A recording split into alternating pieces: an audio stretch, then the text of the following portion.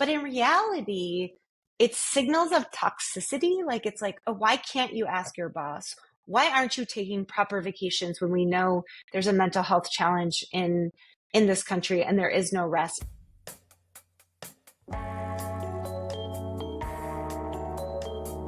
Hey podcast fam, it's your go-to leadership team coach and host, Jessy here, and I'm ready to shake things up. If you're also tired of outdated forms of authority and ready to rebel against the mediocrity of leadership we see today, you might have just found your spot. So join me in unleashing this next generation of leaders by embracing being just a bit too millennial. Let's redefine this thing together.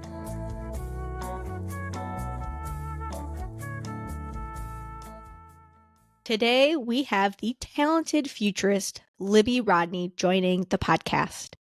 Libby is the Chief Strategy Officer at the Harris Poll and brings all that needed data-driven insights to balance and ground my big ideas. And in this conversation, we discuss parenting, mental health, that need for vulnerability.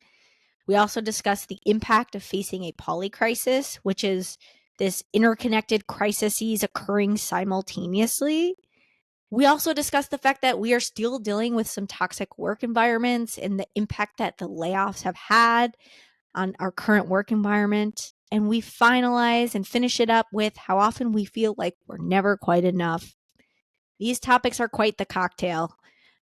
But I will say, although some of these statistics were admittedly a little daunting, I actually didn't find the conversation depressing. I found Libby very optimistic about her own outlook in these issues. A fun behind the scenes note as we get started. As I was chitty-chatting with Libby pre-episode, I decided to just hit record. So we actually never really officially started the interview. So we'll miss out on like all those softball questions like, how did you start this work? What's your background? Tell me your story. And I actually think Libby played a trick on me with this one, so she didn't have to talk about herself. But again, who needs an introduction when you're jumping into such a rich one? Again, for those of you who actually don't know Libby or the Harris Poll, Libby is a strategic consultant, a creative researcher, and a global trend forecaster who helps Fortune 100 brands and startups uncover what's next. And she's kind of a big deal because her work has been featured on all the major stages and media outlets. Besides her being an expert in pretty much everything and having all the data, one of the things that actually stood out to me was Libby's kindness and openness to discussion, which bizarrely I kind of didn't expect. But it made me feel like I was just talking to a friend and not even recording a podcast. So let's just jump in. So do you feel like something you navigate well is you both can understand the research, but then you can turn research into a story? When I was in the advertising world, which I spent about a little over a decade in, I was the person who was in charge of strategy, and I ran strategy teams, and I did a lot of brand strategy workshops and all these things. And that was my job, was to tell a positioning around a brand. And I would use data to help tell that positioning.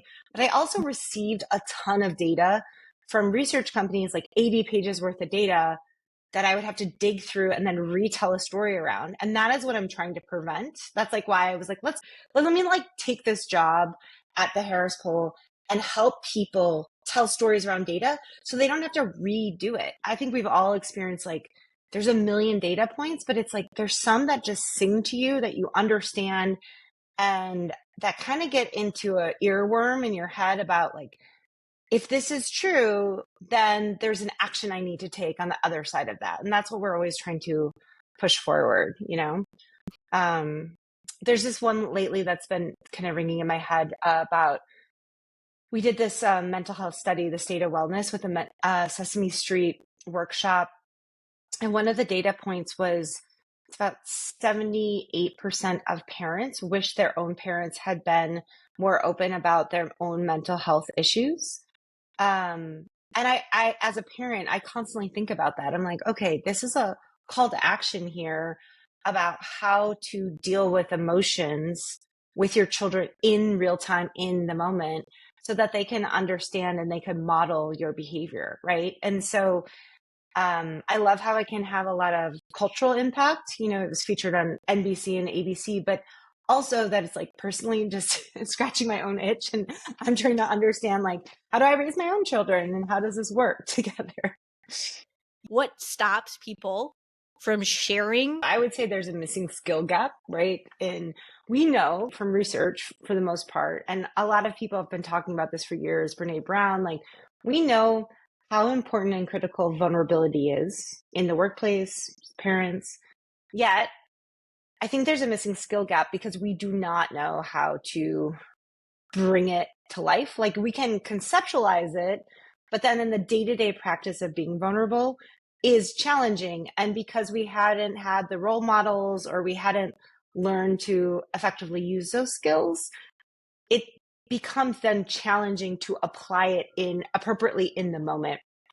And so, for example, when Elmo asked the world, like, how are you doing? And he got trauma dumped on last year, right? That's too much vulnerability, perhaps. Or there's like lots of debates on LinkedIn about who's got the right to be vulnerable at what moment and how much is considered trauma dumping, which is almost being like coined negatively against people, right? Versus what is appropriate amount of sharing. You know, one of the things that I think it's a reminder of is like this hush culture, right? To a certain degree, where our parents was like, well, if we just don't talk about it, just like Right. it won't impact our kids. If we highlight it, if we talk about our own mental health issues, then our kids will have that. If we just Well, hide, that's what the fear is, right? yeah, Which if we just is hide them, wrong. if we just like don't tell people what we're going through, then like they won't go through that. This is why I was so interested in your work, because I am so interested in parenting and leadership. It's like this very like clear thing I see that like goes like this. And it's like Yeah. the way in which I learn how to lead my kids is also like so applicable to the way in which I work with my leadership clients. Yeah. And to your point about parenting, I think it's such an interesting parallel because when you think about kids and you think about organizations, you have to have very clear messaging around what it is that you need to explain from your point of view about vulnerability. And you want to address things, but not overly share, right? So you don't need to tell them every emotion that you've ever had, but you do want to talk to them about the situation in which they find themselves, whether it's organizations or children, and what are the next steps and how you are personally processing or feeling about it. And then ask them like, how are they processing and feeling that? So I feel like that's kind of an interesting parallel, and I'm very optimistic by parents today, their ability to want to stop the generational cycle of not sharing and being more vulnerable, and then perhaps how they take that into the workplace as well as leaders. So I think like what I'm hearing you say is like there's a skill gap between how do we be vulnerable but not trauma dump. And so there's like one Right. side of the port where it's just like you just share all, Right. you are not processing, you're not regulating yourself. You are just dumping onto your children, which is not Right. healthy for kids. The other part is you Right. emotionally suppress, which we know from what's his name, James Gross, that doesn't work. Kids Right. pick up on your feelings. Emotional Right. suppression does not. So then it's like we only see that there's two things, right? We think Right. this or this. And we're like, no, there's something in the middle. I'm going to work to process it and I'm going to be vulnerable and honest about it with my kids. I always tell my daughter, oh, I talked to my therapist today because he's like struggling. Sometimes she struggles with this. And so like, this is what I'm working on. Like I'm processing it and then I'm coming back and telling her that these are sometimes the things that impact me. Yeah, I feel very similar to my son has more of a fixed mindset. He's more of a perfectionist. He's 6 years old, and he gets frustrated by the fact that he can't read really well yet and do these things. If some of his classmates can. And I was talking to someone about this, and they're like, "You need to constantly show him that you make mistakes." So my whole life has been like, whoops, mom forgot this. Mom did that wrong. He's like, you really got to get it together. And I have applied that to my team as well, like for better or worse. And I think it makes me a better leader. Because it's like, I'm not just getting it wrong and then not doing anything about it. It's like, I got it wrong. I'm working this out. This is how I'm working it out. This is going to be the result of this. But it creates like a culture um of that kind of vulnerability, I guess, if without overusing that word, but just like honesty. Like, we all make mistakes. We're all trying to do our best. We're all trying to be accountable. But I think, when I've seen things go really wrong is when people kind of keep sweeping it under the rug, and then it snowballs and snowballs and becomes a big thing, which we never really want to see. But I guess you have to kind of practice and showcase that you can be that person who's also always in the wrong and constantly making mistakes. Yeah, and I'm excited about the next generation of parents, and I think that makes us better leaders. Have Mm-hmm. you seen any research on that, on intentional parenting and leadership? Not interesting enough, not the connection necessarily between the two. That would be a great piece of research to do. But we do a lot of research on parents for kinder care and some of our other clients. We do a lot of research on leadership for a lot of our corporate clients. But we haven't done that interconnectedness of how parents are fostering good leaders. And I do think there's probably like a subcontext of being wary of where we sit at that moment in the moment of culture, right? When there's conversations about single cat ladies, and I'm a part of Chief, and one of the biggest um, difficult conversations, or conversations that gets probably the hottest topic within the Chief community, is the way that parents are treated in corporate America versus single income, no kids people, the sinks, and that pressure and that divide between the two. So I think that's oftentimes, I feel like when we do leadership studies, we bring everyone together and we might say like parents have these challenges, but we don't typically haven't really looked at the strengths of what parents bring to the table besides like great time management and ability to project manage and all those things that amplify usually from being a parent. But that's an interesting one. And it'd also be interesting to talk about like, what do people without children, without kids that are their own, but maybe other things that are finding meaningfully, what do they bring into the leadership roles that are unique and different than those of us who are parents, right? That's true, yeah. I think there's so many ways outside of being a leader that you can gain those skill sets, and one is parenting, Yeah. and I'm sure there's so many others that are out there as well. But I do think there's a level of patience and empathy that I know I've gained from being in this Yeah. position. I'm sure you Well, can gain it in multiple ways. what do you think about the Surgeon General's warning about parenthood? Did you see that? No.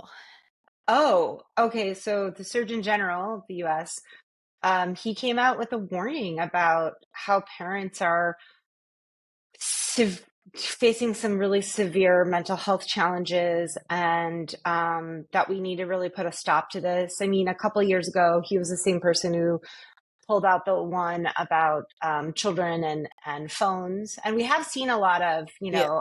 along with the anxious generation and Jonathan Hate. Haidt.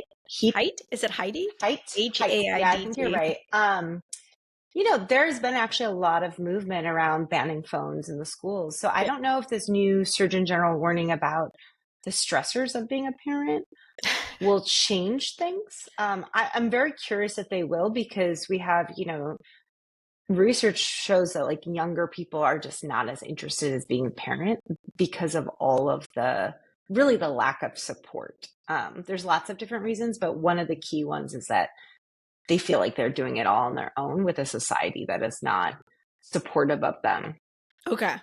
I mean, I agree. I think again, we talk about how you use the research, I use anecdotes. But Yeah, sure. anecdotally, I feel Yeah. like every Yeah. woman I know is on anti-anxiety medication. Like Mm. it's like you have kids and then you go on anti-anxiety medication. It's like our generation has less frustration tolerance, and but like kids are still kids, and kids are still inherently frustrating, and so it's like due to our lack of frustration tolerance, is it harder to parent? Oh, I think we're dealing with so much more. And so it's a common question we get from clients. Are like, well, what is wrong with this generation? We had the 70s, things were hard, to the 80s. we had economic declines, we had wars. But I subscribe to kind of what Adam Tooze at Columbia says about the polycrisis. And the polycrisis is this concept that everything is interconnected and more increasingly interconnected, the challenges that we solve. So the war in Ukraine, what's going on with Gaza, like all these things that impact our supply chains, impact our businesses, that all has implications on like how we think about the economy. And so it's like we're not just dealing with like a slow economy, we're dealing with slow economy, graying Western nations, climate change, wars, and religious wars. Like all of these things are kind of compounding and happening all at the same time. And I think to say that, and meanwhile, there's been like a pullback of support in some cases with like even the ideas of what a traditional family household looks like, because typically parents aren't living near grandparents. There are more single family homes. And most parents have to have dual income homes to survive because, income has not kept up with inflation and school costs have way outpaced inflation. So I just feel like there needs to be this real conversation about the stressors of modern day world that parents are facing. And I think that intuitively, young people really feel that. And that's why the mental health rates of young people are very concerning across the board. And they're not going to get, in my mind, better. I mean, there's a awareness, which is great that we're having these conversations, but it's also there needs to be this like structural understanding of really trying to evolve and move big things to create kind of the change and the relief I think a lot of people are looking for. So what are the changes that businesses are going to have to make? Because I think especially as you see Gen Z come into the workforce, they've had on college campuses, they have tons of mental health support. Mm-hmm. They expect that organizations take mental health into consideration. What impact does this have on organizations, and how much do organizations have to take on this idea of mental health? Well, a couple of things. So I think that private companies are getting a little bit of a downfall effect on the mental health issues that impact the entire nation. So, for example, the burnout rates that you used to see, there was burnout before the pandemic. The World Health Organization called burnout like the topic of the workforce in 2019. And we did a bunch of studies on that back then. But now you're seeing like young people get into the workforce and be in the workforce a year and be burnt out. So what that's telling us is that you already have a very anxious, like mental health ridden generation that is getting into the workforce. And then you have private companies that are expected to basically take on that role and that opportunity for change. I should call it. I think it's a very challenging place for a private entity to be kind of the ultimate caregiver of the individual. But at the same time, workplaces have been very toxic. We did a study that Fast Company ran about toxic bosses, and about 3/4 of Americans have survived or experienced a toxic boss. So I think getting through that toxicity of the workplace is a good thing. But for the most part, I think companies can provide more mental health by probably creating a focus on work-life balance, which is such like an ambiguous topic, and everyone like rolls their eyes when you say it, but it's really what these younger generations are looking for. They're looking for that ability to really work a 9 to 5 versus, I don't know about you, but when I was entering the workplace, I worked like a 9 to 10 p.m., 11 p.m. And I like, that's how you got your stripes and your stars at a young age. So, and I know everyone's not bought into that philosophy, but it seems like whenever we look into the research, younger people, that's really what they want. So I would love to know a little bit about how millennial leaders can navigate Mm-hmm. this, because it feels like okay, Gen Zers want work-life balance. Yeah. Millennials are being told to have the same type of productivity and output, and then they're kind of Yes. smushed. And I think millennials are caught in the middle because I think they get it, but then it's also frustrating to them, and they don't know how to. Yes. They're kind of like, oh, okay, you're having you need a mental health day. Like, what am I supposed to say to that? Right. So I don't know. What are your thoughts around this issue? Yeah, I think we're in midst of a workplace evolution for sure. I mean, even Wall Street Journal wrote a piece about how the German workforce, which has always been a very work dominated workforce, is like pushing back on time boundaries. I think probably the best case for millennials is to try to figure out rules of engagement a little bit better. So, for example, I'm a edge of millennial Gen X leader. We had no rules of engagement. It was just work your ass off, hustle to death, right? And that was what you were expected of. Now, I think when you see younger workers come in and they're like they're going to leave at 5. Even McKinsey said they had to hire more younger workers than they ever have before just to kind of fill the roles. So I think to push back and act like they're all going to suddenly fall in line is probably just not realistic. And so it's like, well, what are the ways in which we work? What are the rules of engagement? Meaning, when do I expect you to be working? What am I going to judge you on at the end of the day? Getting more clear about those KPIs that you care about. And then also being able to use that to manage up to senior leadership and saying, like, look, we can't ride these young people the same way that y'all used to ride us. Like, we need to hire more people, or we need to think about staffing differently. Because I do think Okay.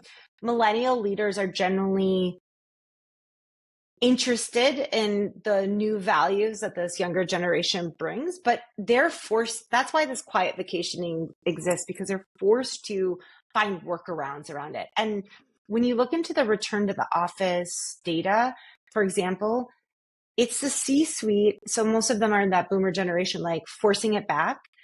And it's really up to millennials and Gen X managers to reinforce it, but they're not for the most part, unless they have to have those like key scanner cards. Like they don't see the same value benefit that an older generation necessarily brings, but they're kind of like working around it. So it's like, oh, do I have to be in those 5 days? And they go, listen, like, let's make it all work. You come in 2 to 3 days, like, let's call it what it is, and that I think they're going to be kings at that. But I highly feel very empathetic with a lot of the millennial leaders, like trying to figure Yeah. that out. Cause it's just like, you paid your dues.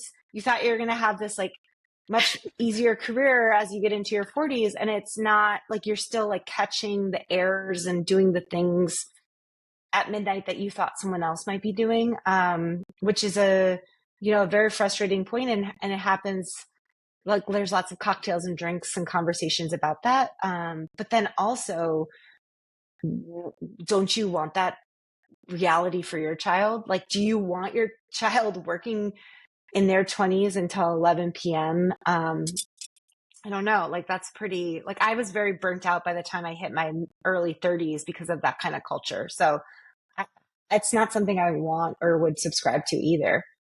I also think it's a balance too that millennial leaders need to understand, which is like, I think one, we don't really understand in an effective way what the tenets of resilience actually is. I think Mm. it's been like used in the workplace.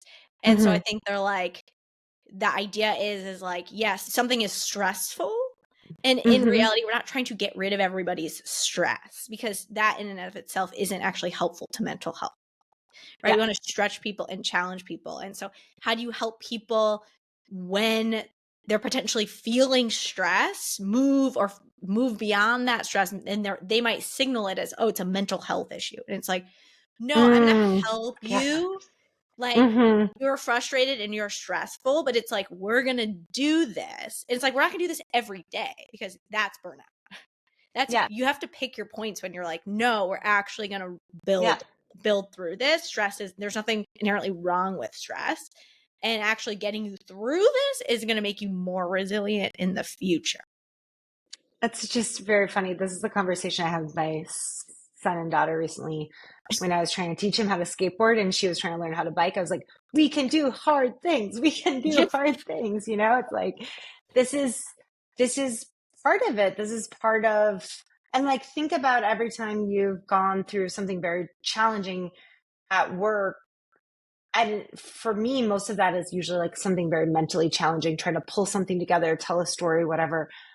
And you get lost in it, right? Like it becomes really hard to figure out. And then at the end though, you walk away with this like knitted sweater and someone likes it. And it's like, it feels like all the worth, but you do have to go through that like crazy process of getting lost and feeling stressed and feeling like you won't make it on the other side out. And I do feel like that is completely different to me. That's like the joy of the fluidity of work versus someone who's just like scheduled your whole calendar from like 9 o'clock to 9 o'clock. And then you're like, now you have 30 minutes to think at the end of the night and it has to be innovative, you know? So, um, I think that's a really great point. I'm very interested in how organizations get beyond this meeting culture and more into challenge and inspiration and autonomy based culture. And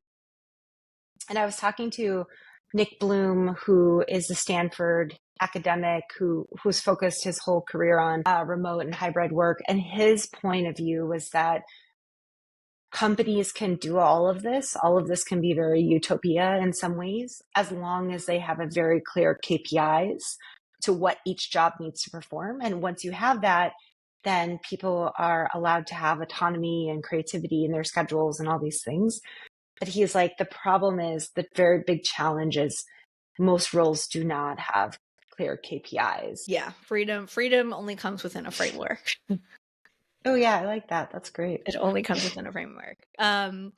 So I invited you on to talk about quiet vacationing, and in every podcast, everyone knows that I do everything backwards. So of course I get the important topic last because I get so interested in everything else.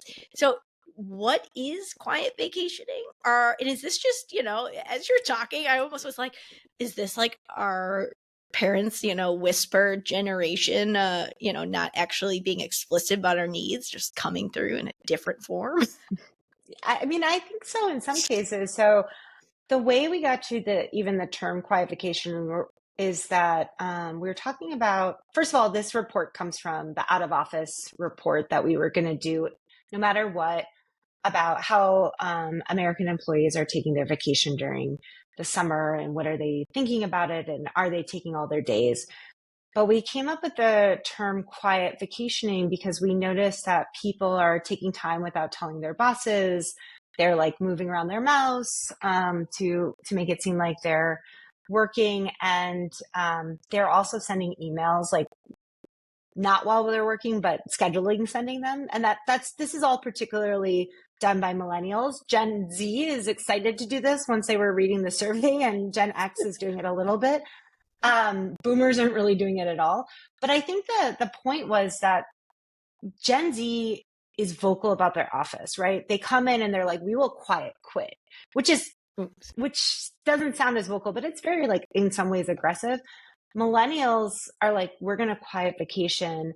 And that signals this workaround culture. And really what they're trying to do is not ask their boss for vacation. There's like this dread of asking their boss. They're like, I think it's like 60% are worried about asking their boss for those vacation days. And again, if you think about these millennials, they're just kind of squished in the middle. They're, bringing up Gen Zs or other millennials, but they still have to answer to boomers, especially, and Gen Xers who don't believe in this and don't know why they can't always be on because that has been the expectation that they're used to. And so instead, they're taking vacation when they need, and they're not disconnecting the way that younger people really are. And so I think that what's interesting, like the the tension point of quiet vacationing and why it got so much traction in the media, but also just on social media was, in one case, social media was like, why are you telling everyone our secrets? And in the other case, employers were like, oh, it's return to office now. We know they're just vacationing and look at what they're doing. But in reality, it's signals of toxicity. Like, it's like, oh, why can't you ask your boss? Why aren't you taking proper vacations when we know there's a mental health challenge in this country and there is no rest? And then there's this shifting mindset, again, millennials being raised in hustle culture, girl boss culture, like work till you die culture. There's a softening towards, maybe rest is going to actually make me more productive, and I'm not going to be vocal about that in a tight economy, but I'm going to figure it out, right? Like, I'm going to start resting a little bit more because maybe I've had a couple decades under my experience now, might have some children, might have some older aging relatives I need to take care of. And it just becomes too much if you don't rest at all, right? That idea that you can always be sprinting through life just really doesn't connect anymore. You talked about how the workplace is becoming more transactional.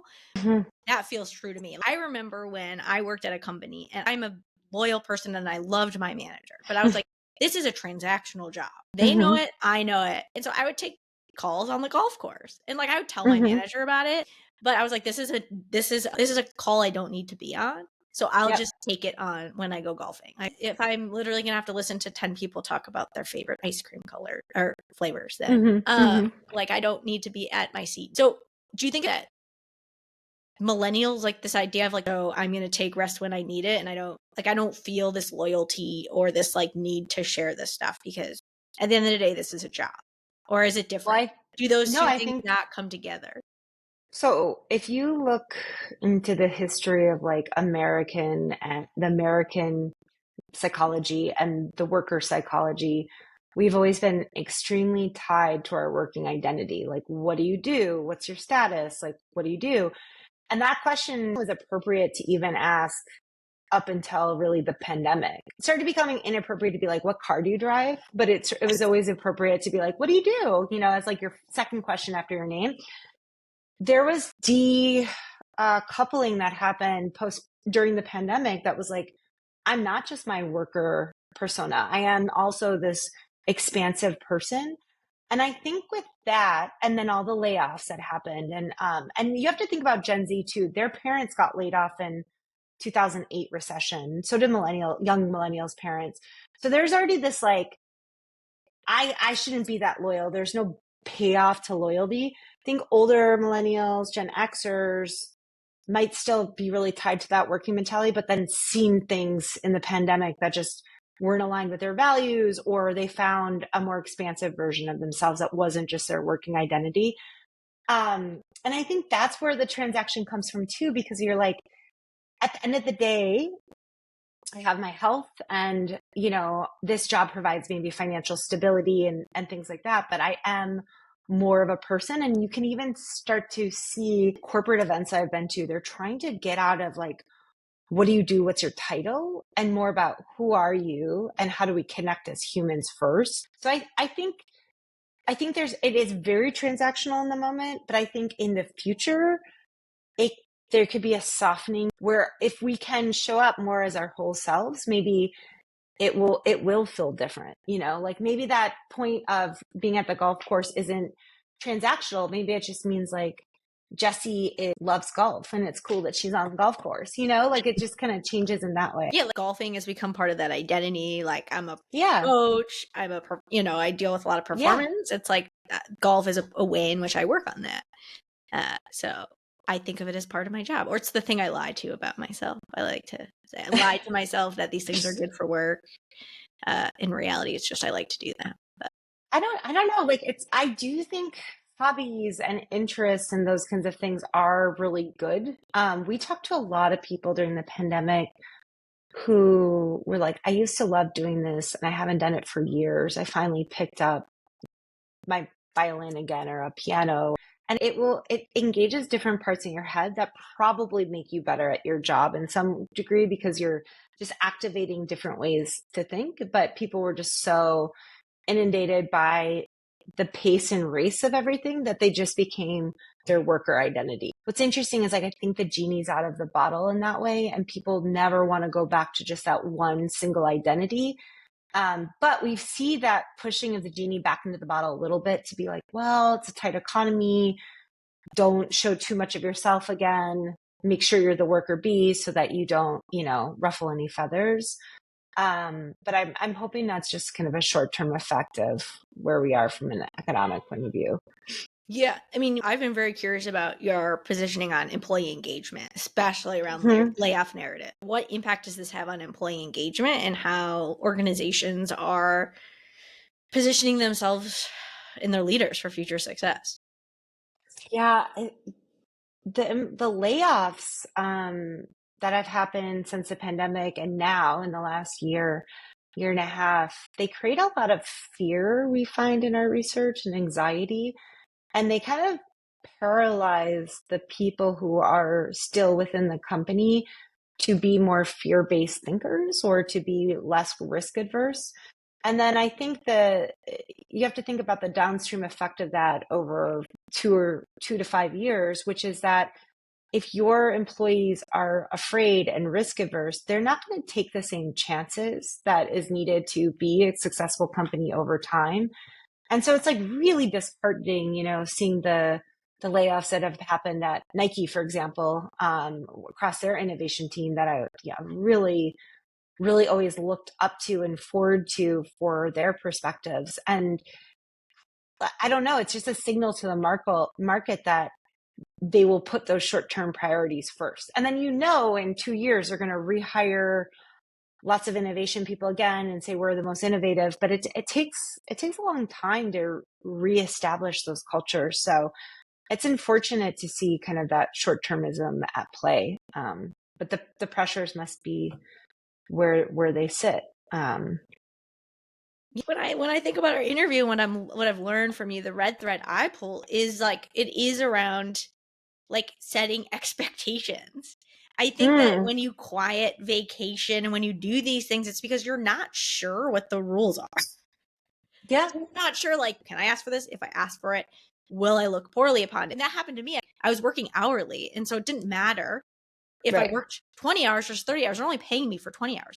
But I didn't know if like they were going to look down on me if I only worked 20 hours. Yes. I wasn't sure. I kept asking. I was like, does it matter? Like, does it matter to you if I work 20 versus 30 hours? Like, I never felt like I got clarity on that. And so I always was like, I guess I'll work 25 because like, I wasn't sure even when I was asking the question. So the red thread I pull is just like, how do we just understand the rules? Let's just get the rules. Yeah.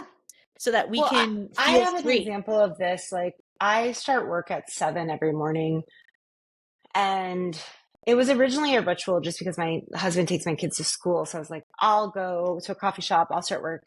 I'll start reading at 7. So it was a reading hour, but then it just became work. And so I ended up working for the last year from like 7 to 6 o'clock. And I was like, well, this is I'm really burned out. Like I was just like, and then I just had this like fear of telling my team, like, I'm not going to answer emails from 4 to 6 because that's still East Coast hours. Like, what am I doing? And I recently told people, I'm like, I will not be on. Like, please don't schedule a meeting unless it's emergency between 4 and 6. I'm already up at like doing stuff at 7. And they were all fine with it. What's interesting about it is it's my own personal psychology on, am I doing enough? That's at play. And I don't know if that's I think that's honestly been warped in me through the years of like, I mean, I had CEOs scream at me when I was like very junior, being like, you're not doing enough. You're not enough. Like that message was very toxic and in environments in which I resided. But it's really nice to communicate these things and just like know and be very transparent about what works for you, what doesn't work for you. And, we have people across Mountain Time, Central Time, Pacific Time, and they communicate their working hours, and it's all doable. And to your point, like to the thread behind it of like the quiet vacationing, one other post I wrote this year was about loud vacationing. Like we shut down our whole company for a week in July. And I was like, we should be loud. Like we should be really loud about some of these things that we are doing.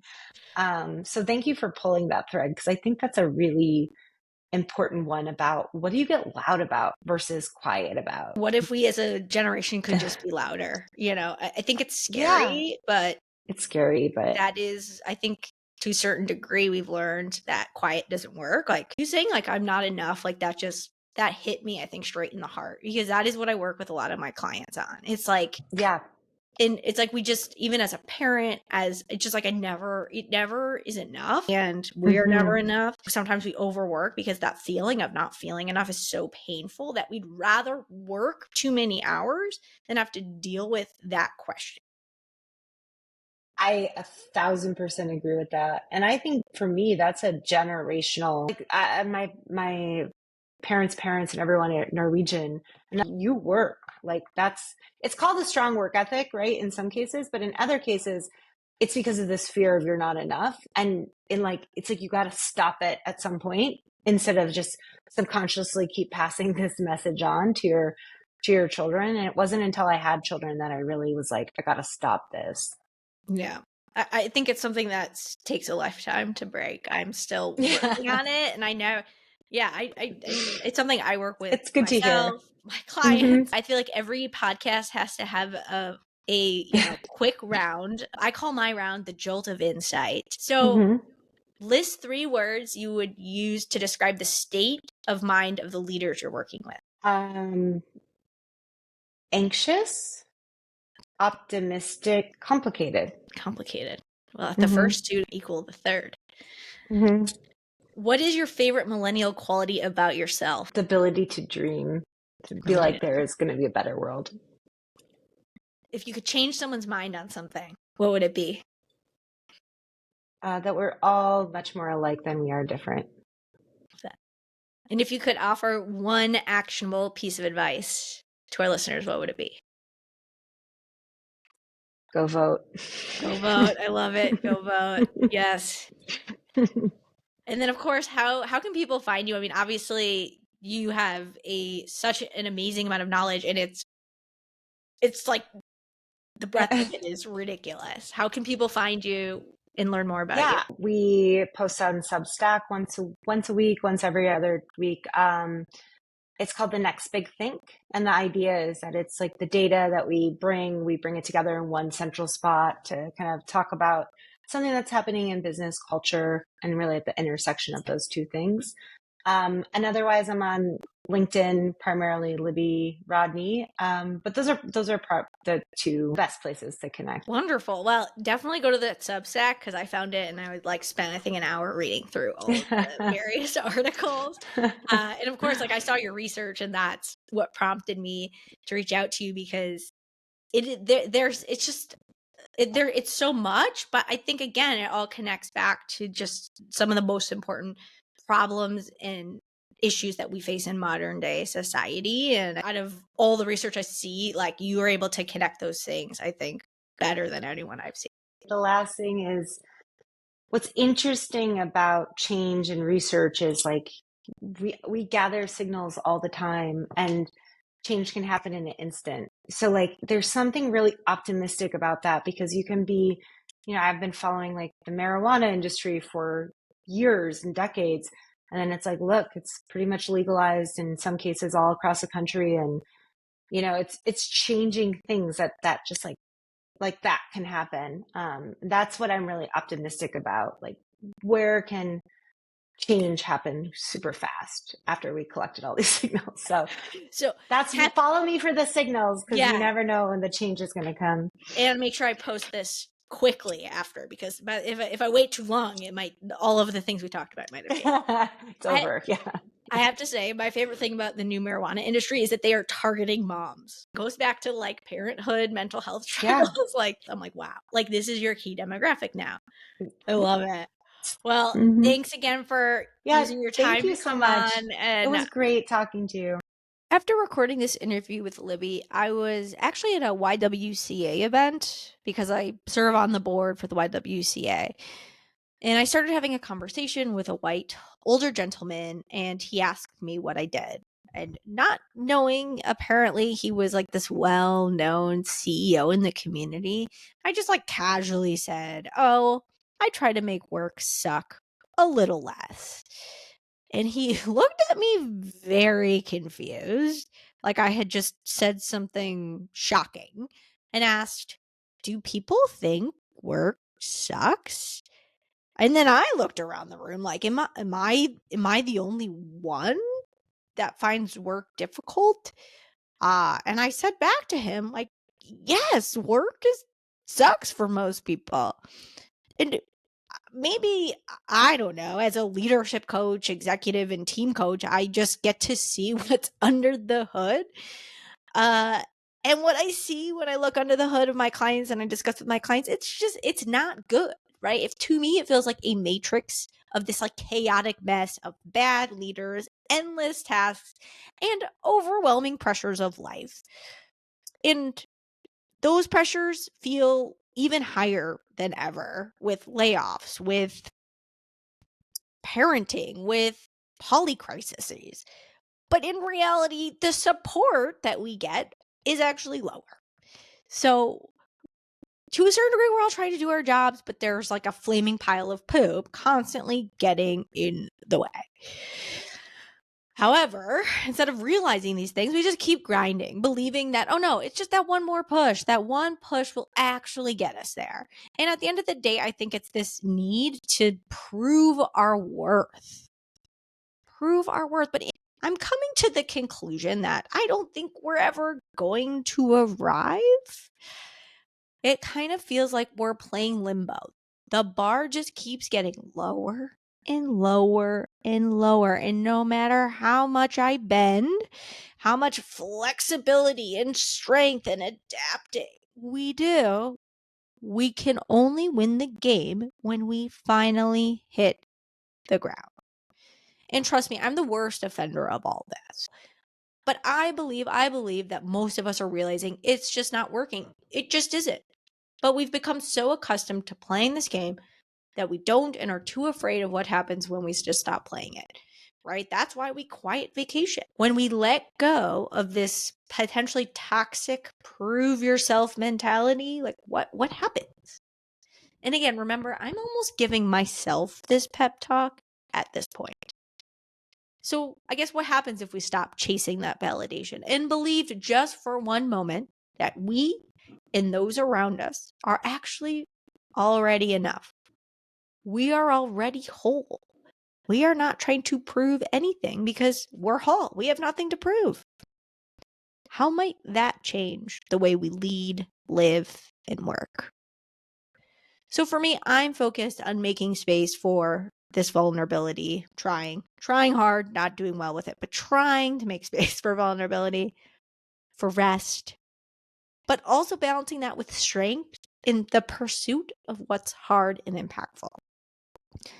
But I cannot only do that. I also need to let go of the shoulds. And that's where the real power lies.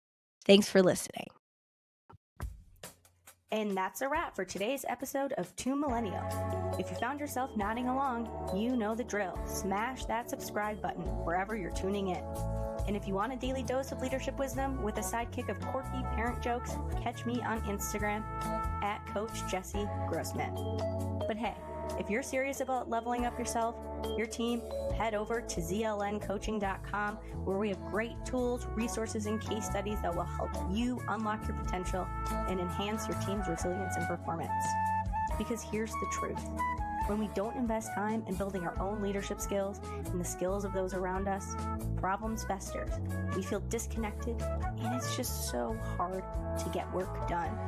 So if you need an executive coach, a sounding board, an offsite facilitator, a team consultant, get in touch. Thanks for hanging out with me on Two Millennial. Until next time, stay curious, stay bold, and keep growing. So like the term we came up this summer was with quiet vacationing. And it's like that could have just sat in data and that would have never been discussed about, but it was the quiet vacationing term that allowed this unearthing of conversation around it because it created a lot of tension between people in the workforce.